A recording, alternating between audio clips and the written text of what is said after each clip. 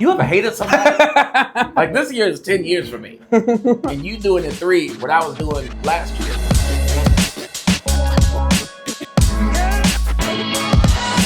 So I'm going to be your host for this first portion of the show. My name is Jordan, all right? So this first portion is called First Impressions. Basically, that means any comedian that comes to this stage right now, it's not their first time doing stand-up comedy, but it is their first time on the Chocolate Sundaes stage, okay? So what I want you to do is when I bring these people on this stage, I need you all to give them all the energy you have thus far not shown, okay?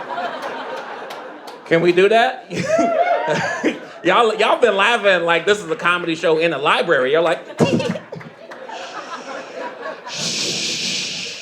like, okay, so can we do that? Okay, so I'm gonna bring the first comic to the stage, and again, I need you guys to bring all that energy. Coming to the stage right now, starting us off on First Impressions. Everybody make it loud for Bryan Burris! All right. Yeah, how we doing, everybody? We good? We good? All right, this is cool. Excited to be here. First time, like you said, so that does mean I have a day job. That's what that means. But I do. When I'm not doing this, I'm actually shaping the minds of America's youth. I'm a public school English teacher during the day. So, yeah, thank you. That is the correct reaction. I am a hero. Thank you so much. Thank you. Teachers are heroes, right? We agree? Teachers are heroes? Yeah, that's right. How do we know? How do we know teachers are heroes? They're gonna give us guns, right? Right? Heroes get guns. That's the rule, no? You guys are pulling back. I don't give a shit. Give me the gun. They're not giving me enough pencils for my classroom, but I'll take the gun, you know? Maybe it'll work. Maybe it'll be effective. Maybe I'll finally get some homework turned in. That's all I'm saying. Finally get some goddamn respect around here. I think I'd like it, you know? No, I do. I've been teaching for a long time. I teach middle school in South Central Los Angeles. So, yeah, thank you. All right, for the white people in the room, let's get it out of the way, okay? We've all seen the movie. It's hard to teach there. We know this, right? It is, I mean, if I had to sum it up for you real quick, I show up every day and try to teach these kids, and they try to make me cry, right? And that's kind of our back and forth. And it's middle school. Middle school, I'm pretty sure, is nuts everywhere, though. You know, like I think middle school, no matter where you grow up, is tough. Like we've come a long way in this country as far as gay rights, equality, calling people certain things, not calling people certain things, right? Still a lot of work to do in middle school, ladies and gentlemen. Still, all those words we're not saying anymore, they're still saying them a lot, okay? They're using them properly in sentences. They're spelling them correctly when they carve them into my desks, all right? And I can't figure out what to do about it. I never know how to fix this problem, you know? These kids were going crazy the other day. I was trying to get them quiet. They were just going nuts. Couldn't get them to get quiet, right? And this girl in the front, she tries to help me out. And she goes, "I got you, Mr. Burris." And then without any explanation, she just yells out, "Next person to talk is gay." Yeah. And everybody shut the fuck up, okay? The quietest my class has ever been, you know? It's like I had to decide right in that moment, are we going to turn this into a teachable moment, right? Am I going to explain to them why we can't say things like that, why that might hurt somebody's feelings? Or we're going to actually learn some language arts today, you know what I mean? So I had to think quickly, and what happened is everyone knows how to cite sources properly now. Yeah, and Isaiah's gay, because those were the rules. So, all right, you guys are a lot of fun. My name is Bryan Burris. Thank you so much. I tried. Guys, one more time for Bryan Burris. Dang. Okay, we enjoyed ourselves so far, though? Yeah, okay. Man, y'all just so interested. I feel like 3 more comics and y'all gonna start laughing like this. Yo, right there. Okay, yo, coming to the stage next. Everybody make it loud for Marcus Mangham.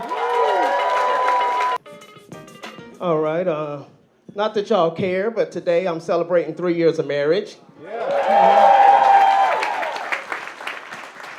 Yep, 3 years. Survived my rookie season and the sophomore slumps. Can you believe it? I don't know, for some reason now, I'm just starting to realize how different life is once you get married. For instance, my wife, she has kids from a previous relationship. I don't, so now I'm a stepdad. See? Nobody cares. I don't think y'all realize how hard being a stepdad is. Like, when you're a stepdad, you're like a new character being added to a TV series.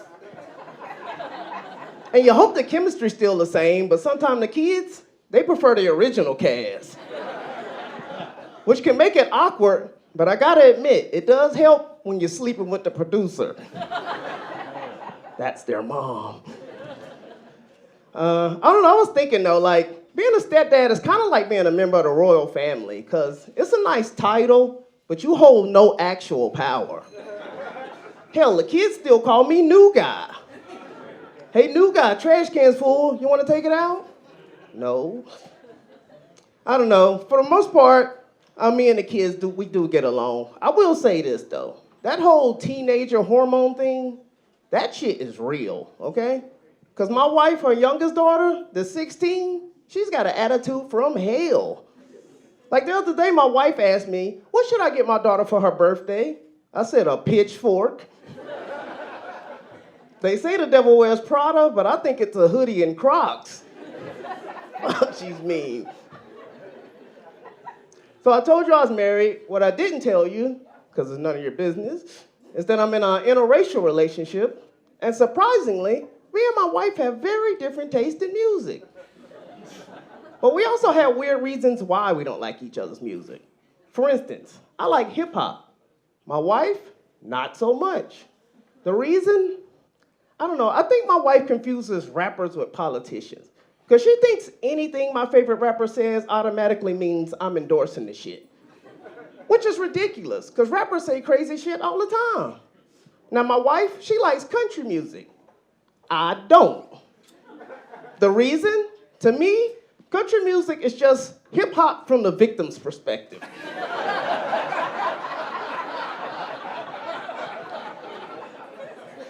Country artists sing about losing all their possessions while rappers brag about taking them, you know? Ladies and gentlemen, I'm Marcus Mangham. That's my time. I gotta get out of here.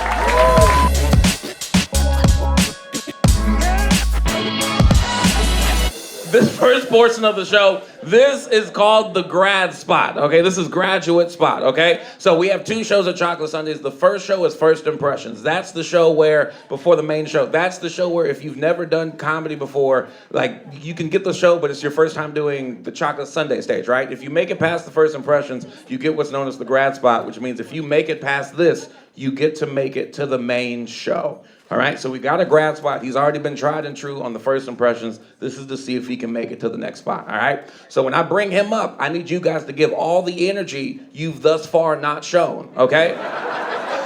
Can we do that? I want to make sure.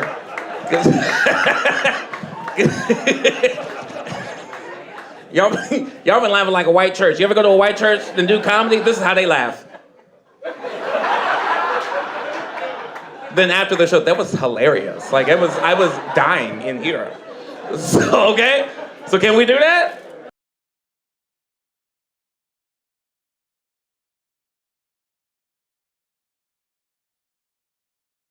Everybody, make it loud right now for Nick Moore.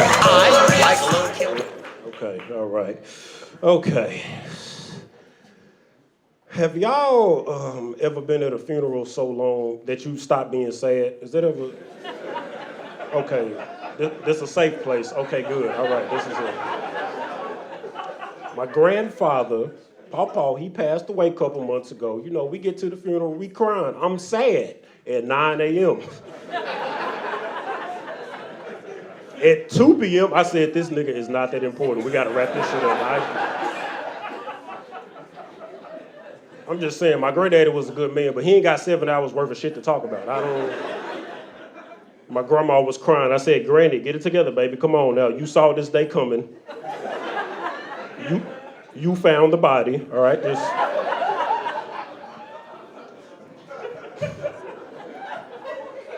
I realize why funerals last a long time. It's because we let everybody get a turn to talk. Like, when you die, I just want to hear from your wife and your kids. They just let everybody up at my granddaddy's funeral, like the neighbor, the postman.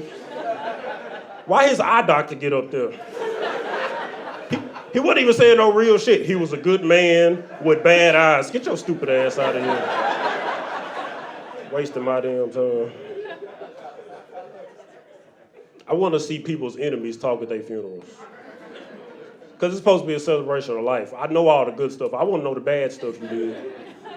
I want to be at some dude's funeral. They say all the nice stuff up top, and then they bring in the ex-wife at the end. This nigga couldn't keep a job, never took care of his kids, has a small penis. She just go on and on. This dude used to pick on me when I was a kid. His name was Jason, and when he dies, I better get an invite. Yeah, I'm gonna say Jason used to bully me for having asthma, so I find it very funny that he ran out of breath first. Like, I just wanna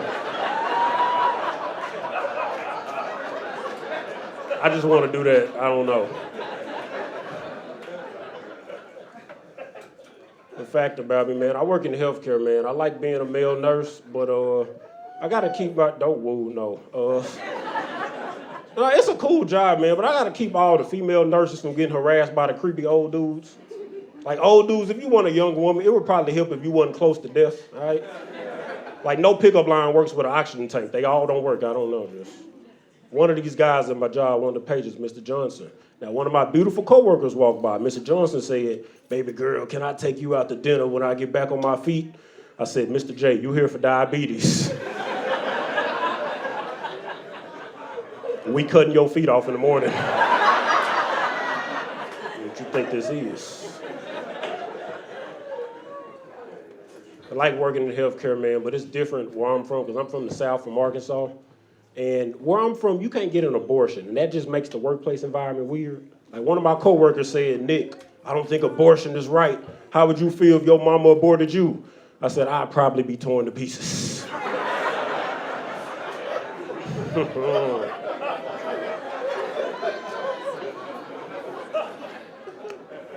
That's like my favorite joke right there. I got an older sister that came out as gay recently. I don't make fun of my sister for being gay. I make fun of her for how long she pretended to be straight. Who comes out the closet at age 35? What the hell was you waiting on? Like, how you got 2 kids and 6 baby daddies and now you gay? I see some of y'all doing the math on that. Don't think about it too hard. Don't think about it too hard. I'm just saying, man, just live your life, but, try to do things as young as possible. The longer you wait, the crazier some stuff look. I got a coworker, 64 years old, just got braces for the first time.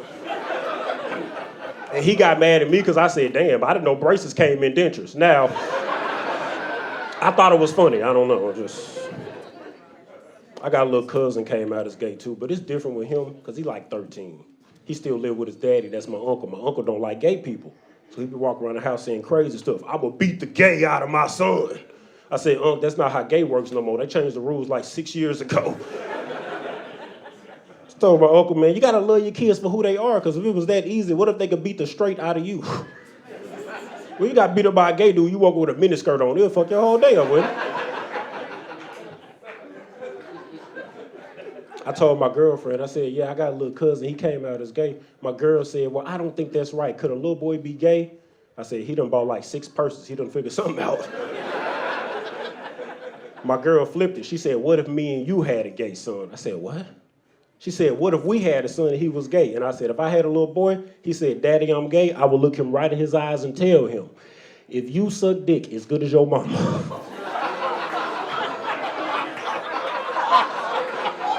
you will make a great husband one day."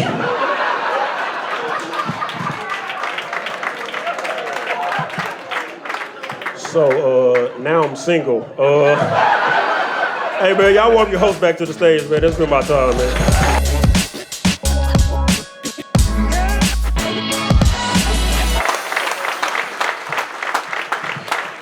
Okay, so that's the end of grad spot, okay? This next portion of the show, this is called the sweet spot, all right? If you don't know, to sign up to get to perform on Chocolate Sundaes, the list right now, if you sign up today, you're not performing until 2035, okay? Sounds like a joke, but it's not a joke, all right?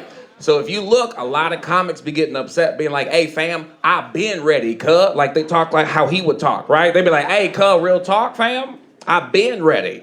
So they set up the sweet spot. So if you really think you're ready, you can bypass the first impressions in the grad spot and you deserve the main show. You put your name in this bucket and we choose you right now. You come up and prove to all of you guys that they deserve to bypass all that and they ready for the main spot, okay? Sweet. So I'm excited. All right. Now I don't want y'all to think this is a rigged thing or nothing. So I'm gonna have. Okay, we're gonna go here. I'm gonna have here. If you just pull anything out of there. Okay. Sweet. Yeah. What's the number? Ooh, number 16. Okay. Okay. So they don't even know they're coming up right now. Okay. So when they come up, give them energy. Okay. Because legit, they just told us, nigga, you should have been booked me, cuz. Okay. So they gotta bring it. And if they don't bring it, I'm not saying boo them, but you do what you do. You know what I'm saying? Do it. Let the Lord use you. Okay. Do whatever you want. Okay. Here we go. Number 16. Okay, sweet. Okay, guys, make it loud right now. Coming to the stage for Dvontre Coleman. Let's go! Back loud like. What's up? How y'all doing? Cool. I'm Dvontre. I'm real awkward. It means it's hard for me to make friends. I want to meet new people. I'm on all the apps trying to get all the matches. I recently downloaded Grindr because I thought it was an app for niggas with work ethic.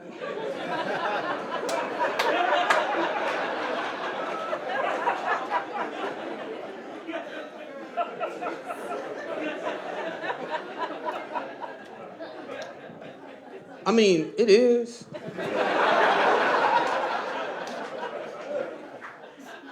But it ain't. I recently learned about this thing called a hoe phase. Any hoes out there, hoes make some noise?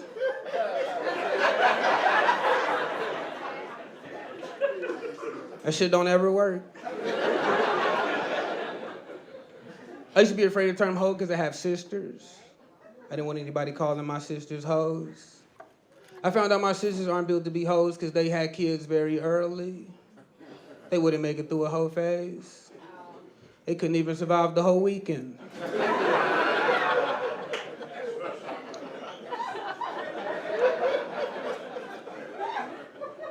My older sister's the worst. When she had her son, she called him her little miracle. Thought that was the dumbest shit ever. She was in the hospital holding him. She was like, look at him, my little miracle baby. I was like, yo, relax. That's not a miracle. You got nutted in.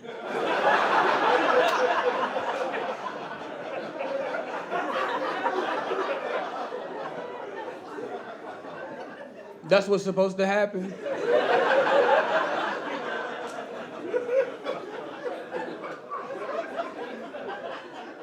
There's been one miracle baby ever, and a lot of people don't believe his mom.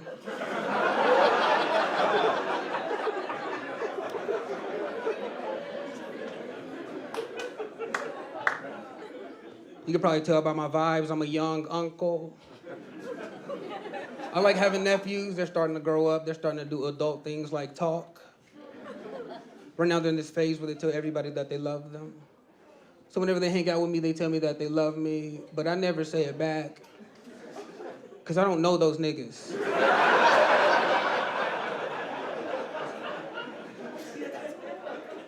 It's like, bro, we just met. You can switch up on me at any time. I like having nephews, but it is dangerous. I don't know if y'all been around kids lately, but they have superpowers now. Like one of my nephews, his superpower is that he can make anything weird. He doesn't tell you what you're doing is weird. He just asks you questions that make you think, whoa, is that weird? Like one time I was driving with my nephew, we got to a stoplight. The music in the car stopped playing. He looks over and he says, you sure do like humming, don't you?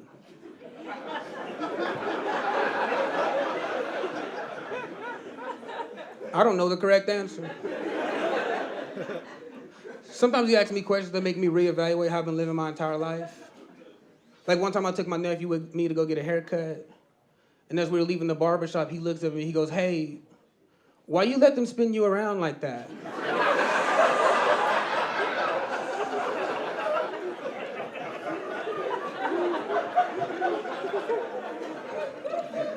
Which is a great question.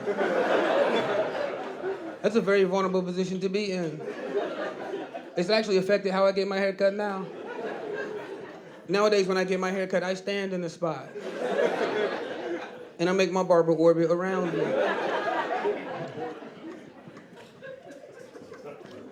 I don't know why my sister decided to be parents. That's not something I want to do. I don't want to be a dad because I'm afraid of being a dad. I don't know what dads do. I never met my dad. It's not the joke yet. I do hate telling people that I never met my dad, though, because they always ask me the same stupid question. They ask me, what was life like growing up without a dad? I don't know, normal? To me, that's like asking what was life like growing up without a Tesla. Because, like, I heard about the features.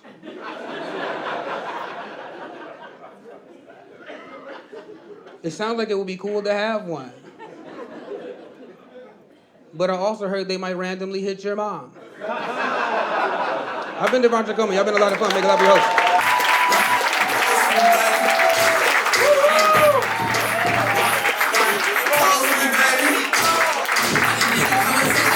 Give it up for Dvontre Coleman.